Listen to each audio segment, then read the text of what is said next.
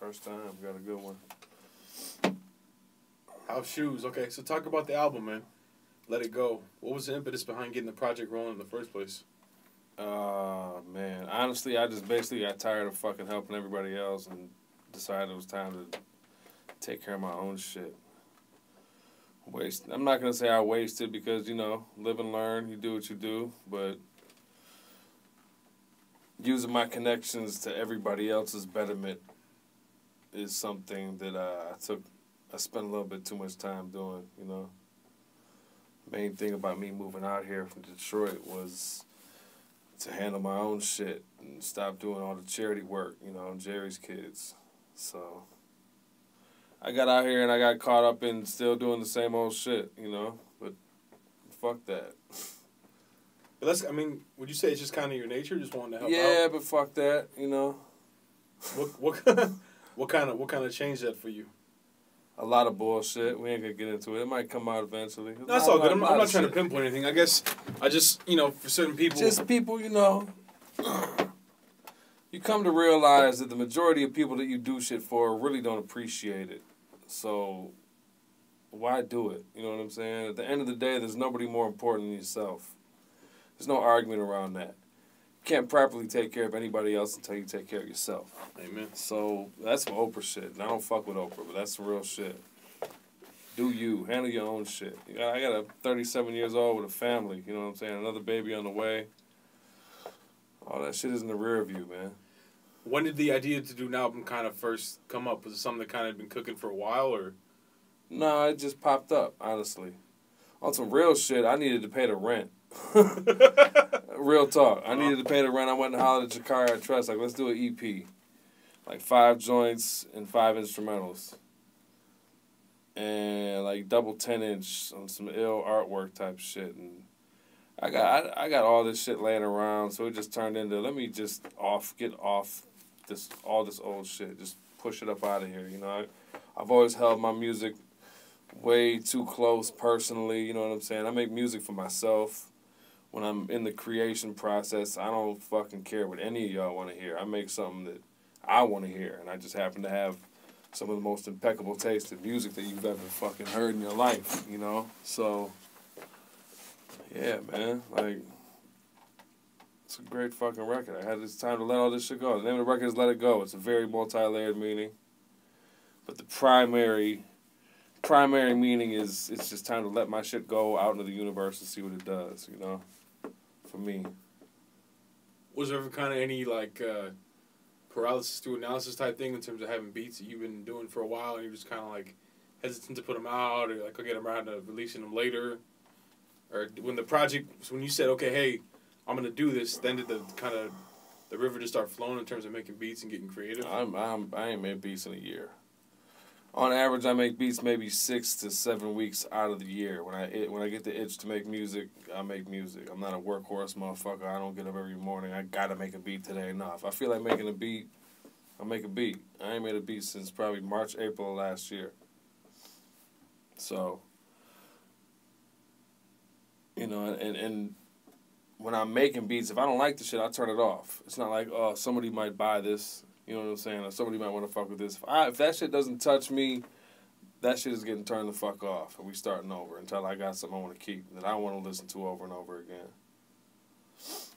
So how did the collaborative process kind of come together on this one in terms of you lining up who you wanted to get on the project? Or did you kind of send the call out and everything kind of came in? Nah, basically, I made a list of all the favorite beats I've ever done. You know what I'm saying? That were never used on anybody else's projects. And I made a list of my favorite rappers that I have personal relationships with. I didn't, like, reach out and cold call motherfuckers I don't know. I deal with, you know, family relationships, people I fuck with and respect. And, yeah, you know, it's kind of like the old puzzles you were doing, like, English class, where you had to, like, connect the word to the definition and shit. I had a list of rappers that was dope. I had a list of beats, and I was like, okay, he could be on this joint. Okay, I'm going to put Mo Dirty on here. I'm going to put Charlie Tuna on here. This joint would be dope for Rock Marcy. Shit, let me holler at Ono and Alchemist while I'm at it. You know, just that type of shit, you know. I know what I'm doing, so I just did it. it's got to be nice to already having the relationships established, because so many guys are like, well, I'm gonna try to, maybe hopefully make this happen, and a friend of a friend of a friend. Whereas you have these relationships established, so I would imagine the collaborative process would probably be a lot smoother, right? Because they're kind of more receptive to you kind of telling them what your vision is, and you can kind of help get it down the right track. Yeah, I mean, birds of a feather. You know what I'm saying? I don't fuck with trash, and trash don't fuck with me. Not even on Twitter. Nah, I don't know. Right. So, it's mutual respect, Amen. What would you say for you was like the when you kind of got rolling into doing the album, the song that you were like, oh man, like it just kind of took your love for the project even just to new heights? The Last Breath joint. It's, I sent it to MED. I sent it to Ono and MED first. Ono sent me his verse like 4 hours later. And MED sent me his shit like a couple days after that. And then I hollered at Knots, and I've always loved Knots, you know what I'm saying? From being a motherfucker selling records back in Detroit. A lot of parallels between him and Dilla, a lot of similarities, down to like, Knots has got a lot of joints out here that people know the joints, but they don't know that he made them type shit. Producer, rapper, and he bodied the shit. Like he absolutely, it's probably my favorite Knots verse ever.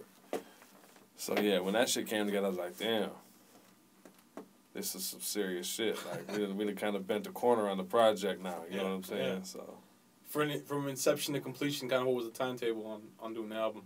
About 5 months. That's pretty quick. Yeah. Yeah, I was in work mode. Fuck that. When you go to work mode, it's work mode, huh? Yeah. So what's the timetable from here, man? I mean, I know the date. Obviously, we don't know what day today is, but kind of how are things gonna go from here? The EP's coming out first, right? Yeah. Yeah. And what joints are on there? The EP is the Big Tone joint. Time. It's called the Time EP. Big Tone. It's got the Castles joint with Jametta Rose for J1.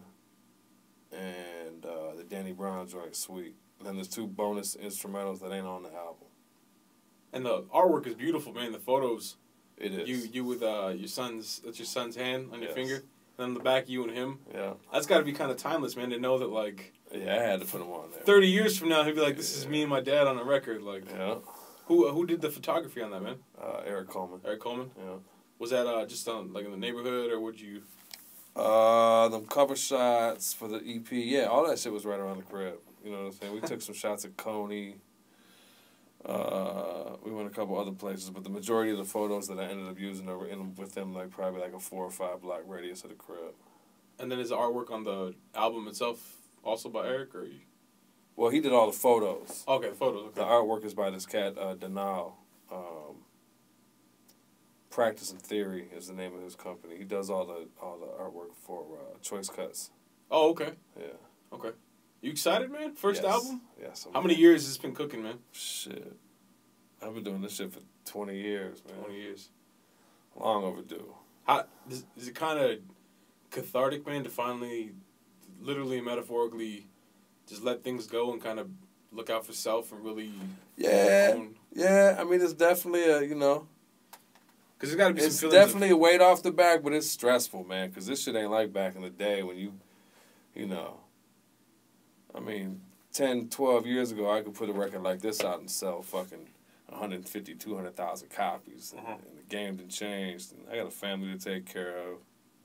It's another meaning for Let It Go, you know what I'm saying? I'm about to be 40 in a few years, and if this shit don't get full circle on some more than survivalist type shit, I'll let this shit go. You know what I'm saying? I don't know what the fuck I'll do. You know what I'm saying? I went to college for 3 months and got kicked out for arson. I can't really do shit, but I ain't gonna flip no burgers. Maybe I'll sell crack or something. Who knows? You know what I'm saying? But hopefully you motherfuckers buy the record, because it's a good fucking record. You know what I'm saying? It's definitely a good record. But it's a lot of pressure, definitely alleviated and multiplied at the same time. Because, dealing with an independent label, I gotta do fucking everything, yo. Like, I gotta make the record. I gotta come up with the videos. I gotta come up with, it's all about blog content leading into the release. I gotta, that's why we doing these fucking interviews. You know what I'm saying? It's like the Master Ace song, right? It was like be the road manager, booking agent, and tour planner. Yeah, it's like you're the ringmaster, the lion, and the fucking elephant. So if you want to talk, you could talk to the listener right now, man. What would you tell them about this album? It's good. It's an album. Boom. That's the thing I'm proudest of in the whole equation. All these fucking records these days, it just sounds like a motherfucker just went through his folder on his computer and just picked like 15 songs. This is an album. Like, there's movements. It's a ride. There's interludes between every joint, like on some old Pete Rock CL. Yeah. Oh, I love that. Hearing that. Yeah. It's good. It was really fucking hard to pick the single because it's not single driven at all. It's not the kind of album you pick a joint out like, damn, that's my shit. That's my shit. When I set out to make this record, I wanted to make a record that would have you locked from beginning to end. You know what I'm saying? And I'm really happy with. It's kind of a variety, a little breadth of the space is contained within this record. There's a couple places that I didn't think it was gonna go that way, but it works out perfectly, It's a lot of different feelings and emotions on that shit. Where can the kids at home find it online, man? Everywhere. Everywhere. June 19th. Boom. Everywhere. At your record store, you know what I'm saying? We're doing double vinyl, you get double CD, it comes with the instrumentals. We're doing 2 12-inch EPs. We're going to do like double vinyl instrumentals probably a couple months after the record comes out. Doing some shit with Wax Poetics Japan, like little exclusive 7-inch joint, So, I'm trying to give y'all a lot of shit, a lot of good shit, man. It's not that it's a lot of good shit out here, but it's all free digital download shit. Like motherfuckers ain't actually pressing this shit up, so we're gonna make it nice and tangible for you. There it is, Shoes House. The man is House Shoes. Until next time, peace. Next time we're gonna talk about food. Woo! Actually, we might be out on the streets, right? This might be the last in studio one for a while. We're gonna go. So we're gonna be going to people's houses. Tell them, man, what are we gonna be doing? We're gonna fucking raise hell. Oh man, put your seatbelt on. Bam. Yes, sir. Soundwaves Radio, House Shoes, Shoes House is the name of the series. Let it go. June 19th, Tress Records. I'm gonna go smoke a cigarette.